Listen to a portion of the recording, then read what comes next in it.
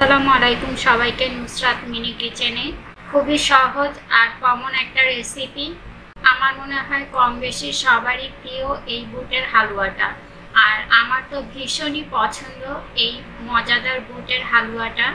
আশা করি রেসিপিটি আপনাদের ভালো লাগবে। যদি ভালো লেগে থাকে একটি লাইক দিয়ে সাবস্ক্রাইব করে পাশে থাকার অনুরোধ রইল। আর যারা ফেসবুক পেজ থেকে দেখছেন একটি লাইক দিয়ে অবশ্যই ফলো করে রাখবেন। তাহলে মূল রেসিপিটি দেখে নেওয়া যাক।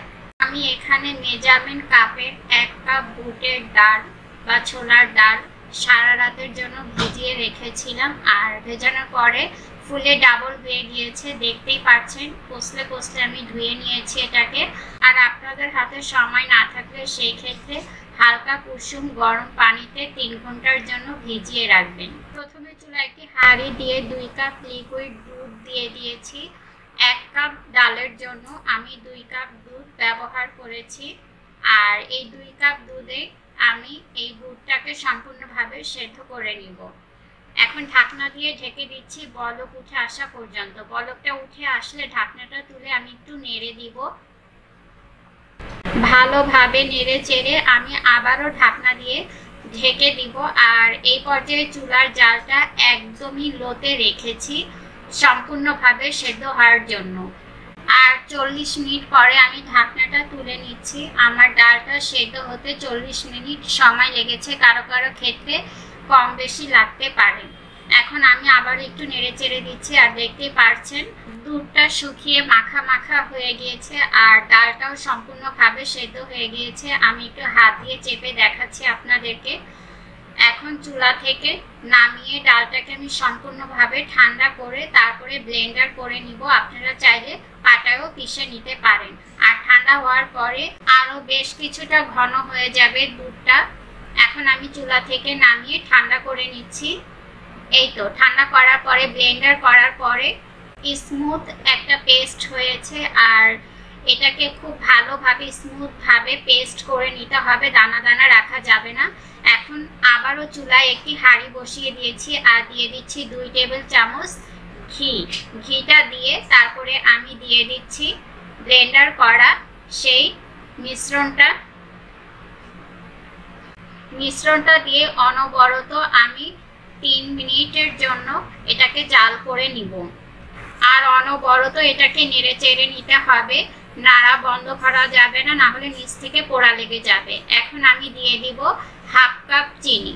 1 কাপ বুটের জন্য 1/2 কাপ চিনি যথেষ্ট। এইভাবে মেজারমেন্ট করে নিলে মিষ্টিটা পারফেক্ট হয়। তবে আপনারা যদি মিষ্টিটা আরো বেশি পছন্দ করেন তাহলে দিতে পারেন। চিনিটা দেওয়ার পরে পানিটা ছেড়ে দিবে আর অনবরত নেড়ে চেড়ে যেতে হবে। আর 1 চিমটি পরিমাণ লবণ দিয়ে দিচ্ছি। আর দিয়ে দিচ্ছি জর্দার রং, আমি গুলিয়ে রেখেছিলাম। জর্দার রংটা দিলে কালারটা খুবই সুন্দর লাগে দেখতে।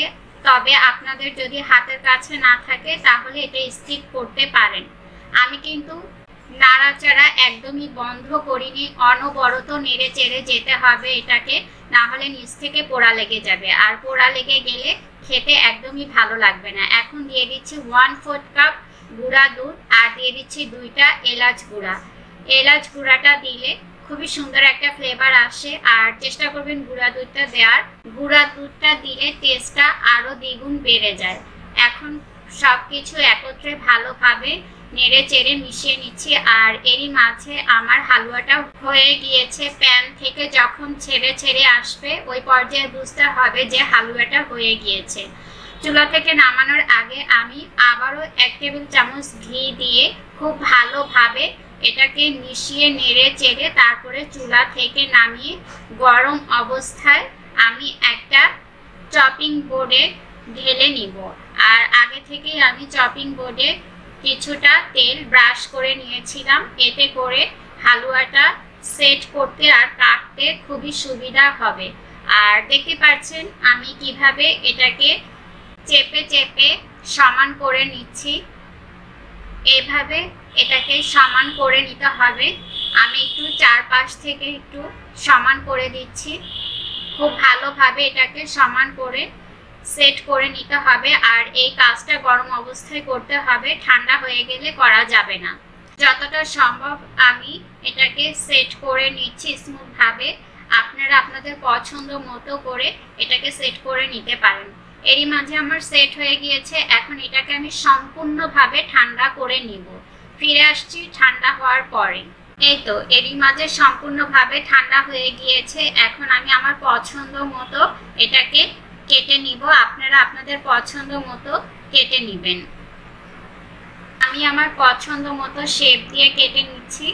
আপনারা আপনাদের পছন্দ মতো শেপ দিয়ে কেটে নেবেন, যেটা আপনাদের পছন্দ। আর এরই মাঝে আমার সবগুলি হালুয়া কাটা হয়ে গিয়েছে। আমি আপনাদেরকে একটা তুলে দেখাচ্ছি, যেহেতু বোর্ডে তেল ব্রাশ করা ছিল তাই ইজিলি উঠে এসেছে। আর দেখতেই পাচ্ছেন দেখতে কতটা সুন্দর আর লোভনীয় লাগছে। এখন আমি এটাকে সাজিয়ে নিব। দেখতে আরো সুন্দর লাগার জন্য আমি উপর থেকে কিছু কাঠবাদাম, পেস্তা বাদাম আর কাজু বাদাম দিয়ে ডেকোরেশন করে নিচ্ছি। আশা করি আমার আজকের রেসিপিটি আপনাদের ভালো লেগেছে। আজকের মতো এখানে বিদায় নিচ্ছি। সবাই সুস্থ থাকবেন, ভালো থাকবেন। সবাই সবার জন্য দোয়া করবেন। আল্লাহ হাফেজ।